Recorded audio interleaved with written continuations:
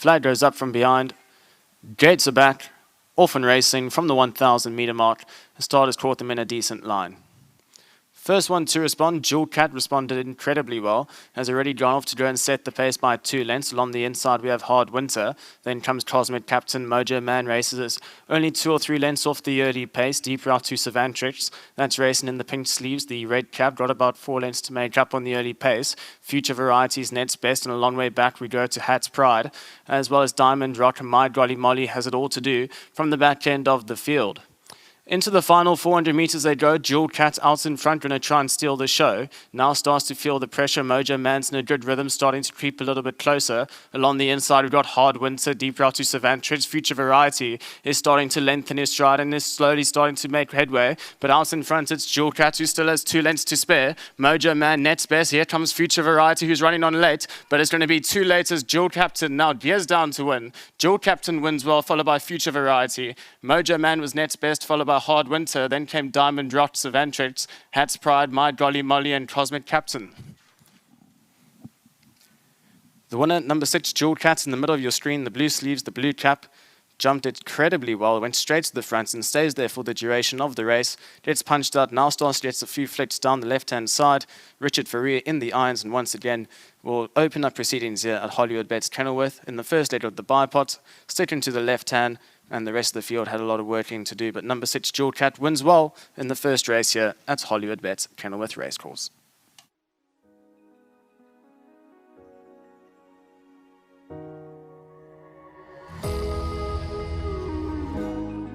Race 1 has been won by, well, it's the Hollywood Bets Kenilworth welcomes you maiden juvenile plate, won by number 6, Jewel Cat, with the very informed Richard Fourie, who had 5 winners in Kaberga yesterday. So Richard, first of all, well done for yesterday. Thank you, Vicky. Regarding Jewel Cat, was the plan always to go so handy? Yes, I rode him in a 6 furlong last time, and he was running green between horses, and you can see he's a beautiful looking horse, but he does have a breathing problem, and we put the tongue tie on, shorter distance, but I think he won his race out the pens. He pinged it well.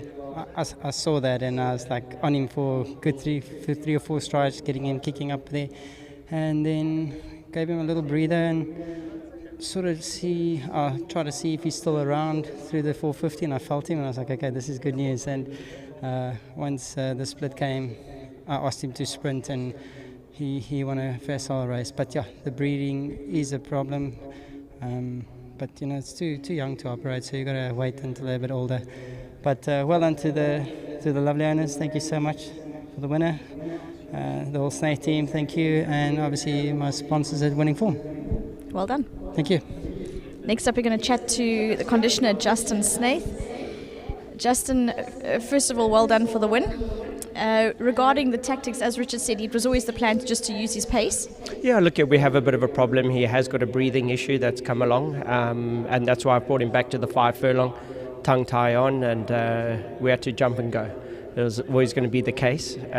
Try get the race over, and when he takes a breath and he starts, looking to, looking for more oxygen, hopefully the race would have been over, and the commentator was making us nervous. Every 100 meters there was some other horse coming, and the next 100 there was another horse on the inside, and I was thinking, my goodness. And he just kept fighting. So he's actually a beautiful individual. Well done to Nsarosha on choosing him. Sadly, she's not here. But the whole Governor family, it's an absolute pleasure to train for. The nice people you cannot get, and a massive asset to South African racing, or especially Cape Town racing. I've trained for them for years, and I was always hoped that I could find a really nice one, and then unfortunately this was one of the horses I thought would be really nice, but due to a breathing issue we'll obviously restrict him in distance, and we'll decide what to do later. Jonathan was actually good. My brother said, run him and try earn some money, and then maybe you'll pay for an operation later. So, but a horse can certainly he does have gears. I know you've touched on obviously the minimum trip suits him with regards to his breathing, but that aside, will he get further? No, no chance at all, unfortunately, with the breathing. It's like I had Sergeant Hardy, I've had horses with it. You just have to give up and go shorter. There's nothing you can do. So yeah, nothing much else you can do. It is what it is. Well, we'll keep an eye on him in the sprints. Well done, Justin. Great, thank you very much. Shamlin is the spokesman for the Governor family, all standing in the wings. And as Justin said, nicer people you won't find. So glad you've found, well, he's trained a winner for you. Yeah, thank you. Thank you to Justin and Richard. Well done. And obviously to my partners and my family. And then to my wife who couldn't make it today. She actually chose the horse. I just had to pay for it. So and to the groom as well. But thank you. Good Well luck. done. Cheers. Thank you. There you go. That's Shamlin.